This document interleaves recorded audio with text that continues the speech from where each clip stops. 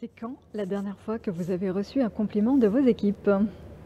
On se pose toujours la question du bien-être des salariés, de comment il faut tout bien faire pour les accompagner, pour les faire grandir, pour la qualité de vie au travail. Et le bien-être des dirigeants, on en parle? Pour vous faire un retour sur un point d'étonnement ici en Nouvelle-Zélande, tout le monde sort du travail à 17 heures. Cadre, pas cadre, chef, pas chef, tout le monde dehors. J'avais déjà constaté ça au Canada, je trouve l'idée plutôt chouette d'ailleurs.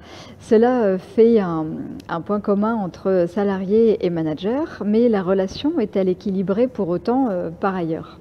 Je me suis postée en fait à la sortie d'un immeuble d'entreprise ici à Wellington et j'ai demandé aux salariés rencontrés quel est le dernier message de gratitude et de reconnaissance que vous ayez fait à votre manager.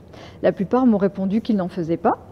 Et je leur disais, pourquoi votre manager doit bien faire des choses intéressantes quand même de temps en temps. Ils me disaient, ah oui, bien sûr, il nous aide beaucoup. Quand il négocie subtilement avec un client, par exemple, ou lorsqu'il me débloque une situation compliquée, je suis bien content. Mais alors pourquoi est-ce que vous ne le lui dites pas? Parce que c'est normal. C'est normal.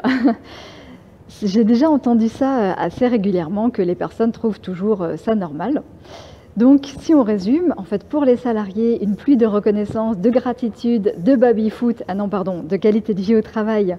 Mais par contre, pour le manager ou le dirigeant, pas forcément. Alors peut-être que ce ne sont pas des êtres humains comme les autres, peut-être qu'ils n'ont pas les mêmes besoins, qu'ils ne ressentent pas d'émotions, je ne sais pas. Eh bien si, en réalité, nous ne sommes pas une espèce venue d'une autre planète. Et je trouve que ce serait quand même vraiment dommage de dégoûter finalement des personnes à créer des entreprises ou à vouloir faire grandir une équipe juste par manque de reconnaissance. Alors que quelques mots simplement suffiraient. Merci. Merci de m'avoir dit ça, merci d'avoir fait ça, merci de m'avoir aidé à, ça m'a permis de... Voilà, ça coûte pas cher et ça fait plaisir.